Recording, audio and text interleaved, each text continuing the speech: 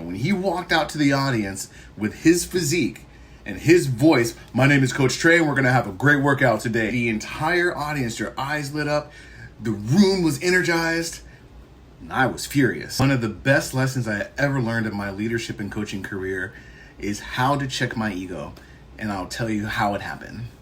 It was actually a little bit of an embarrassing story for me. In fact, I've never told this story directly to Coach Trey before, who helped me in this experience. And hopefully through my experience and embarrassment, you can take something that may be helpful for you or somebody that you work with that's on your team.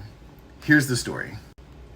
I had already been coaching at this particular studio, and I hate to say this, but it's the truth. I was one of the favorite coaches at this studio until Coach Trey showed up.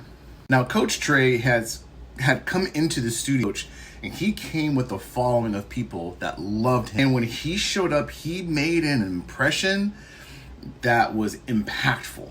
And when he came in, you gotta know Trey's a handsome guy. He had been in body, like physique competition. So he was well built, muscles, handsome, and he had this deep, booming voice.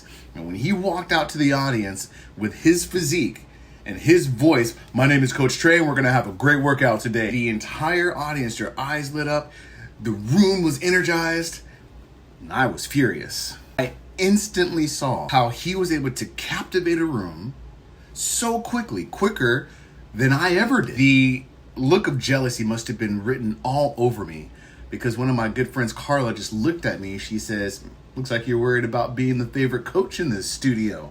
And I didn't like that either, because she was right, but I didn't like how it sounded. But because she was right, and because I hated the feeling of being jealous for no good reason other than somebody might be better than me. So what helped me get over my jealousy/ego problem in the moment is I decided that instead of feeling threatened of my status, what I would do instead would be very curious about what made this particular coach so good, where he could captivate so quickly and have the following that he has.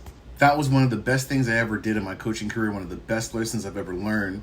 Not only was I able to become a better coach by being more curious instead of hating him, we also became good friends. The next time, if you get that jealous feeling of maybe somebody's threatening your position or status, one of the key things that I teach in the leadership course is to lead with curiosity, because curiosity and anger, curiosity and jealousy, it's really hard for those two things to live together.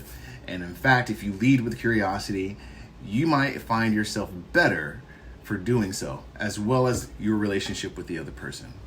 If this message was something that is your vibe, make sure to click that follow button.